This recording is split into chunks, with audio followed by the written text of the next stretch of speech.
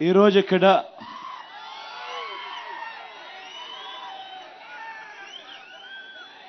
తుగ్గలి గ్రామానికి సంబంధించిన సచివాలయం పరిధి,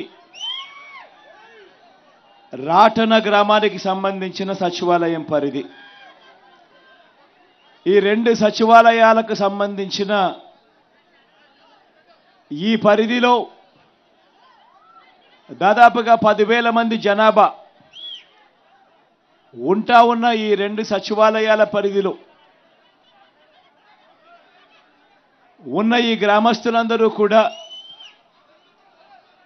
ఈరోజు ఇక్కడ మనమంతా కూడా కలిసికట్టుగా ఏకమయ్యాం. ఈరోజు నేను మీ అందరితో కూడా ఒకటే కోరుతా ఉన్నా, అన్న మీరంతా కొద్దిగా కూర్చోకపోతే వెనకల వాళ్ళకి కనపడదన్న, దయచేసి ఏమనుకోకుండా కూర్చోవాలన్నా. మీరు కూర్చోకపోతే వెనకల వాళ్ళకి కనపడదన్నా. కూర్చోవాలి. మీరు కుర్చీల పైన నిలబడకూడదు, కుర్చీల పైన కూర్చోవాలి. కుర్చీల పైన నిలబడకూడదన్నా, కుర్చీల పైన కూర్చోవాలి. ఎందుకంటే వెనకల వాళ్ళకి అసలు కనపడదు మీరు నిలబడి ఉండడం వల్ల. దయచేసి అందరూ కూడా పెద్ద మనసు చేసుకొని కూర్చోవాలి. అందరూ కూర్చోవాలన్నా, కూర్చోవాలి. ఈరోజు ఈ రెండు సచివాలయాలకు సంబంధించిన ఈ 10,000 జనాభాకు సంబంధించిన పరిధిలో మన గ్రామాలలో ఇంతకుముందు ప్రభుత్వాలను కూడా మీరు చూశారు. మన గ్రామాలలో ఇవాళ ఇప్పుడు మన ప్రభుత్వాన్ని కూడా ఇప్పుడు చూస్తూ ఉన్నారు. మన ప్రభుత్వానికి సంబంధించిన ఈ 58 నెలల కాలంలోనే ఈరోజు నేను మీ అందరితో కూడా కోరుతా ఉన్నా, మనం ఇంతకుముందు చూడనట్టుగా, మన గ్రామాలలో ఇంతకుముందు జరగనట్టుగా ఏ రకమైన ప్రస్ఫుటమైన మార్పులు మన గ్రామంలో ఈరోజు కనిపిస్తూ ఉన్నాయి. ఇటువంటి విప్లవాత్మక మార్పులు మన గ్రామంలో ఇంతకుముందు గత ప్రభుత్వాలలో ఎందుకు ఈ రకమైన మార్పులు కనిపించడం లేదు, ఎందుకు కనిపించలేదు? మరి కేవలం ఈ 58 నెలల కాలంలోనే మీ బిడ్డ ప్రభుత్వంలో ఈ రెండు సచివాలయాల పరిధులకు సంబంధించిన ఈ గ్రామాలలో ఎందుకు ఈ మాదిరిగా ఇంత గొప్పగా మార్పు కనిపిస్తూ ఉంది అన్నది మీలో ఉన్న ప్రతి ఒక్కరూ కూడా ఆలోచన చేయమని కోరుతా ఉన్నా. ఈరోజు ఆశ్చర్యం కలిగించే వాస్తవాలు ఈరోజు కనిపిస్తూ ఉన్నాయి. ఈరోజు ఇదే గ్రామంలో తుగ్గలి గ్రామానికి సంబంధించి, రాటన గ్రామానికి సంబంధించిన సచివాలయాల పరిధిలో ఒకసారి చూస్తే దాదాపుగా 10,000 జనాభా ఉన్న ఈ రెండు సచివాలయాల పరిధులకు సంబంధించి ఒకసారి గమనించినట్టయితే ఈ తుగ్గలి గ్రామానికి సంబంధించిన ఈ సచివాలయ పరిధిలో మొత్తంగా 1748 ఇళ్లులున్నాయి. ఈ మొత్తంగా 1748 ఇళ్లులున్న ఈ సచివాలయ పరిధిలో ఏకంగా మీ బిడ్డ పాలనలో నేరుగా మీ బిడ్డ బటన్ నొక్కడం, నేరుగా నా అక్క చెల్లెమ్మల కుటుంబాల ఖాతాల్లోకి నేరుగా డబ్బులు వెళ్ళిపోవడం,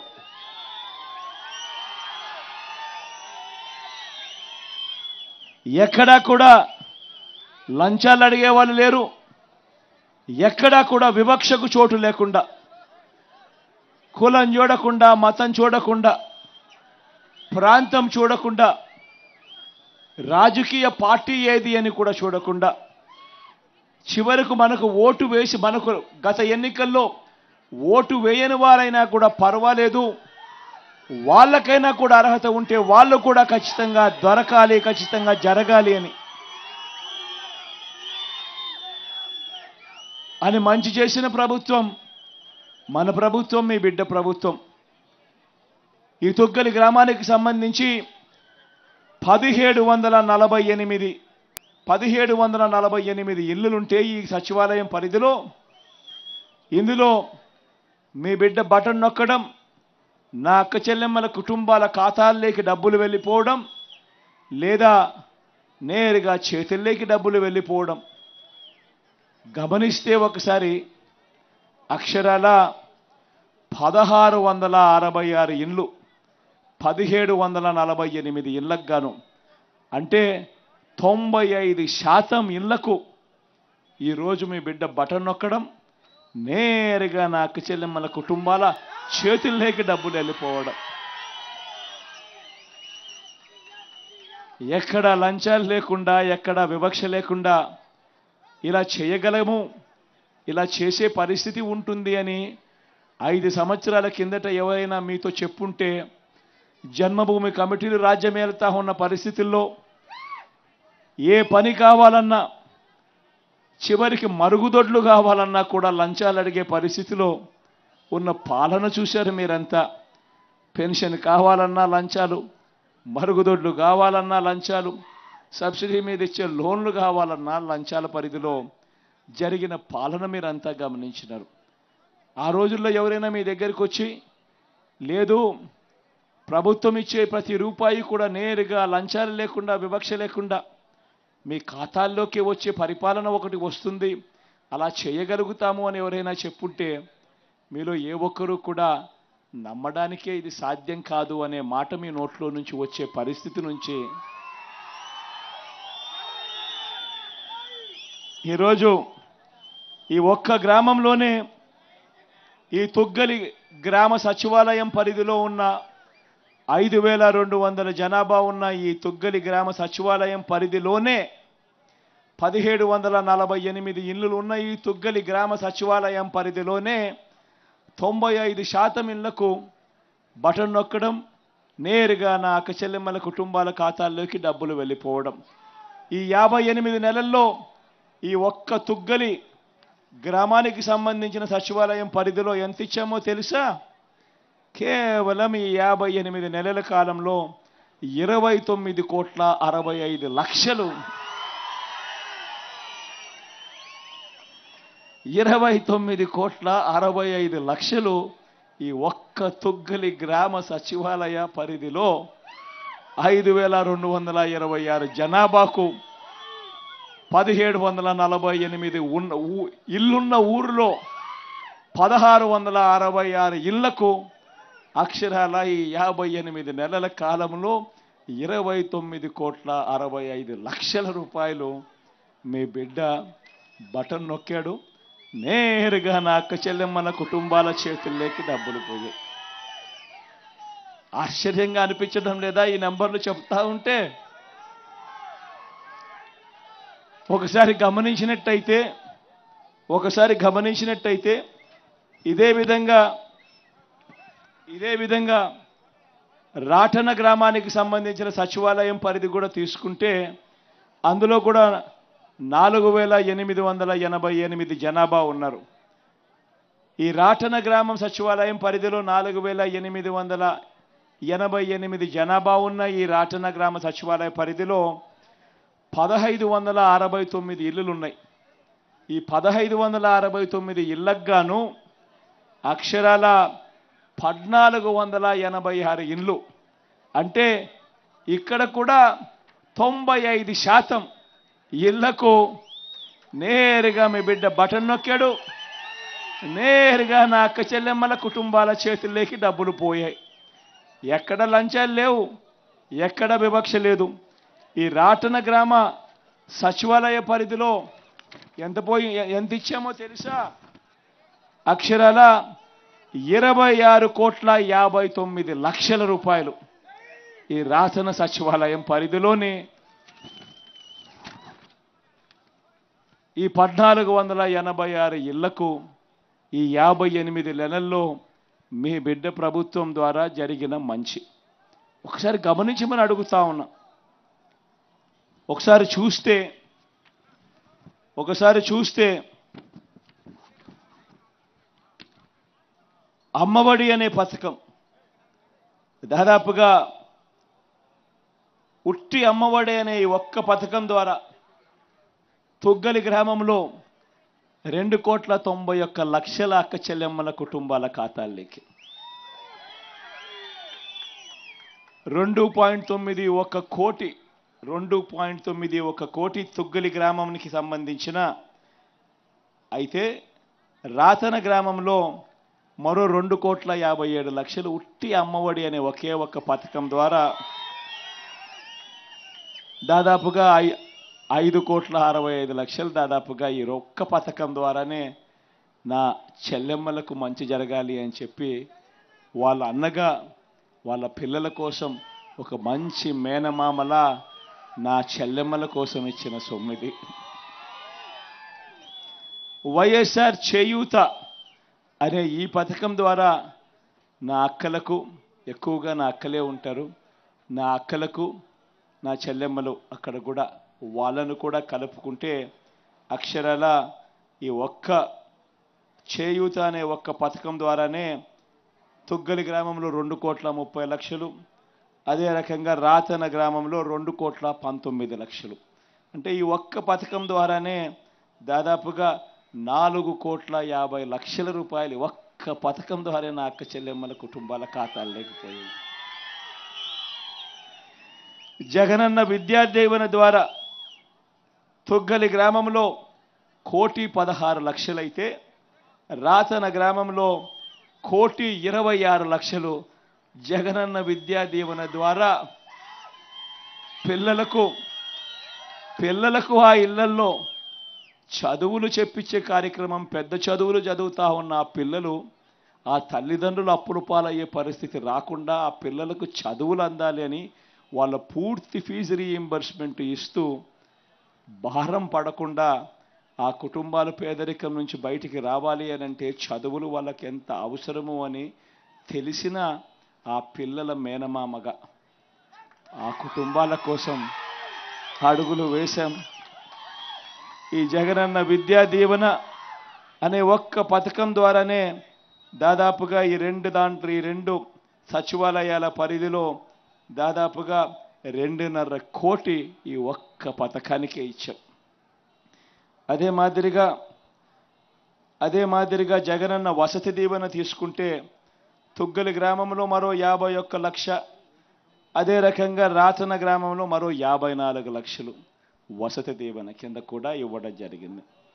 ఆసరా అనే పథకం తీసుకుంటే తుగ్గలి గ్రామంలో 1,95,00,000 అక్క చెల్లెమ్మలకు, పొదుపు సంఘాల్లో ఉన్న అక్క చెల్లెమ్మలకు కుదేలైపోయిన పరిస్థితుల్లో మనం ప్రభుత్వం రాకమునుపు దాదాపుగా 18% non performing assets, outstanding లోన్స్గా ఉండే అక్క చెల్లెమ్మల బ్రతుకులు కుదేలైపోయిన పరిస్థితిలో ఆ అక్క చెల్లెమ్మలకు అండగా ఉంటూ ఆసరా అనే పథకం ద్వారా ఆదుకుంటూ తుగ్గలి గ్రామ పరిధిలో 1,95,00,000 నా అక్క చెల్లెమ్మలకు ఇచ్చాం.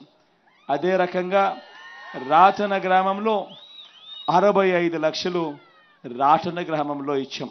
అంటే ఈ ఒక్క పథకం ద్వారానే దాదాపుగా 2,60,00,000 రూపాయలు నా అక్క చెల్లెమ్మలకు మంచి చేస్తూ ఆ కుటుంబాలను నిలబెట్టేందుకు మీ బిడ్డ, మీ అన్న, మీ తమ్ముడు నేరుగా నా అక్క చెల్లెమ్మల ఖాతాల్లోకి నేరుగా పంపించిన సొమ్ము.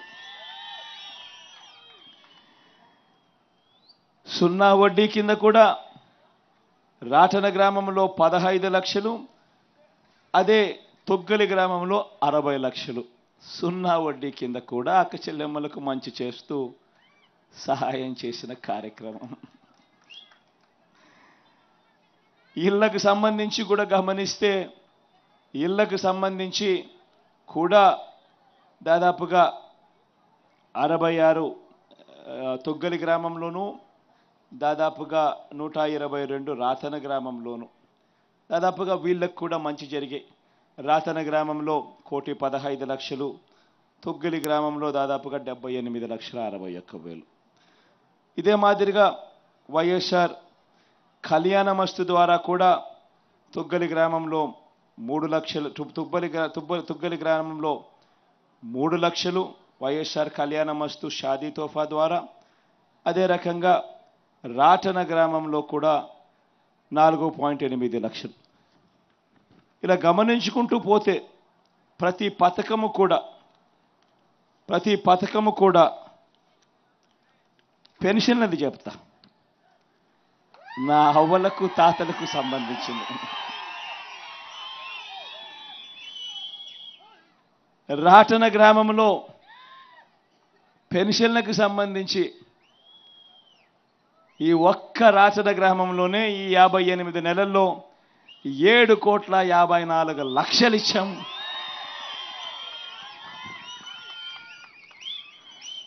టుగ్గలి గ్రామంలో 7,58,00,000 ఇచ్చాం.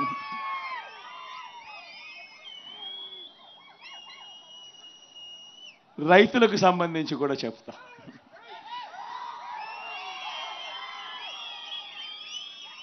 వైఎస్ఆర్ రైతు భరోసా ద్వారా ఈ తొగ్గలి గ్రామంలో 6,15,00,000 రూపాయలు ఒక్క తొగ్గలి గ్రామంలో ఇచ్చాం. అదే మాదిరిగా రాటన గ్రామంలో 5,49,00,000 రాటన గ్రామంలో ఇచ్చాం.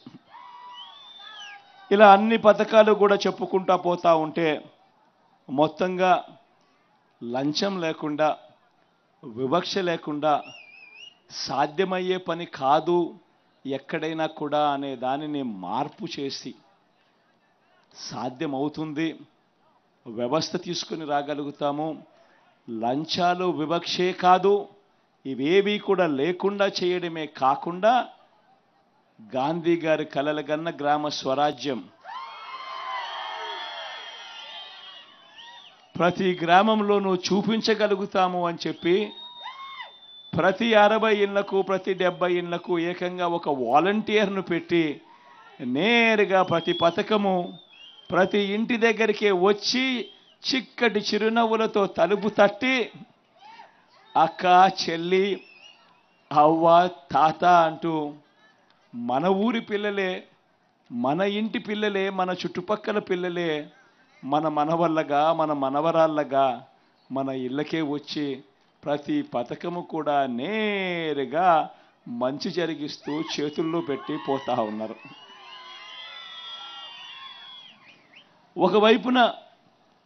ఒకవైపున ఇవే కాదు, ఇంకా చెప్పుకుంటూ పోతా ఉంటే వైఎస్ఆర్ ఆరోగ్యశ్రీ. ఎందుకనంటే ఇది కూడా గతానికి భిన్నంగా ఈరోజు మార్పు జరుగుతూ ఉంది.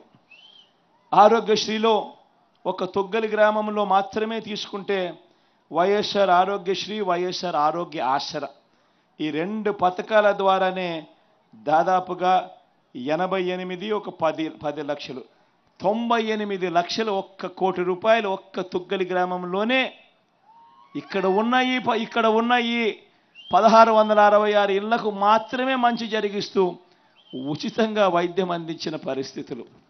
అదే రకంగా రాతన గ్రామంలో కూడా చూస్తే కూడా ఇది కూడా దాదాపుగా 84 లక్షల రూపాయలు. నేను ఒకటే చెప్తా ఉన్నా, ఈరోజు ఒకసారి గమనించమని అడుగుతా ఉన్నా, వ్యవస్థలోకి ఎటువంటి మార్పులు వచ్చాయో ఆలోచన చేయమని అడుగుతా ఉన్నా. ఈ వ్యవస్థలు ఎంత అవసరమో, ఇది ముందుకు కొనసాగడానికి ఎంత అవసరమో కూడా ఆలోచన చేయమని అడుగుతా ఉన్నా. ఈరోజు మొట్టమొదటిసారిగా మన గ్రామంలోకి అడుగులు పెట్టిన వెంటనే 10 అడుగులు వేస్తే ఒక సచివాలయం కనిపిస్తుంది. గతంలో లేదు, ఈ 58 నెలల కాలంలోనే వచ్చింది.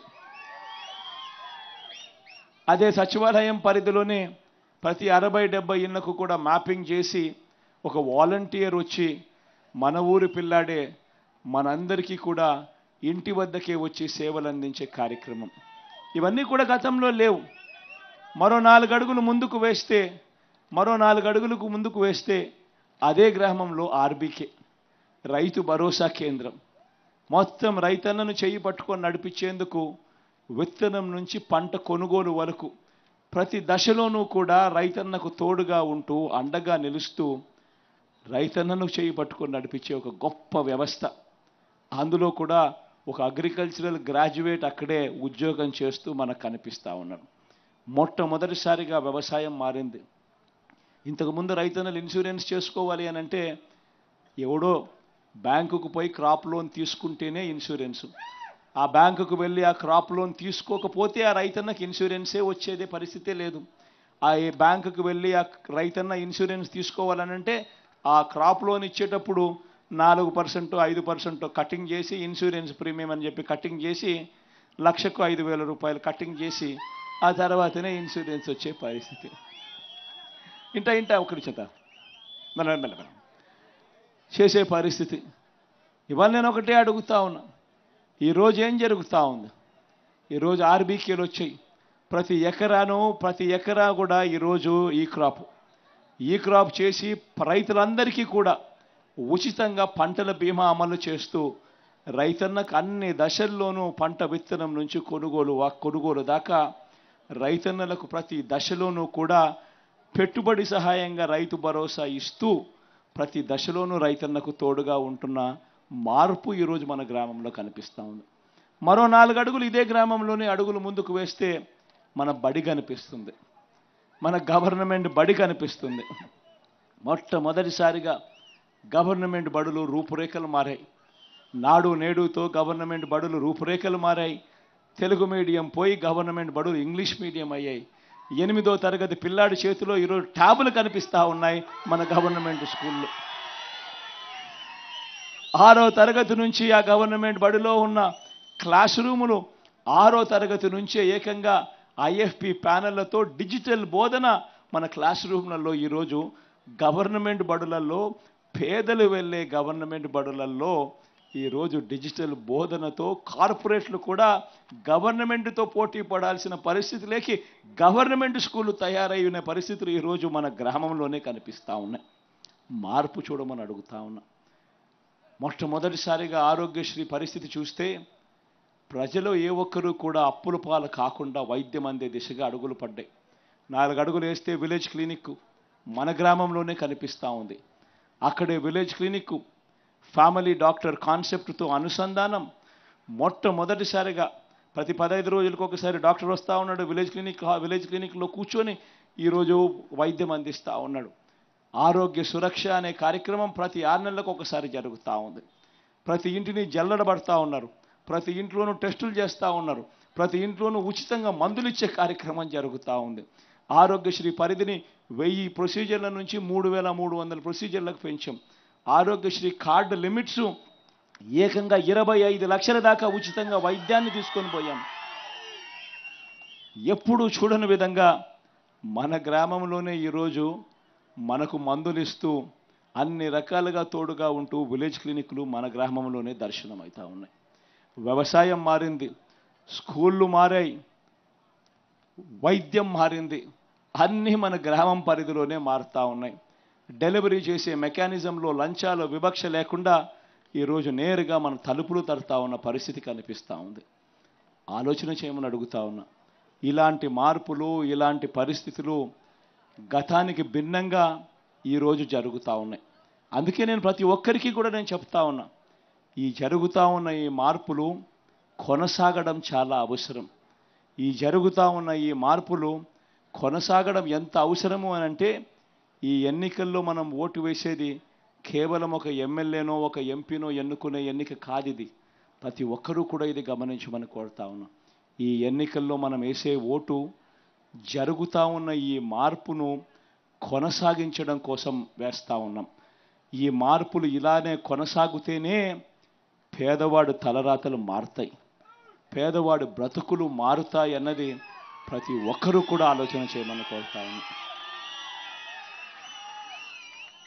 ప్రతి ఒక్కరూ కూడా నేను చెప్పిన ఈ మాటల్లో వాస్తవం ఉంది అని మీరు కూడా అనుకుంటే మీ అందరితో కూడా నేను కోరేది ఒక్కటే, ఓటు వేసేటప్పుడు ఖచ్చితంగా మీ బిడ్డకు తోడుగా ఉండవలసిన అవసరాన్ని గమనించమని కోరుతా ఉన్నా.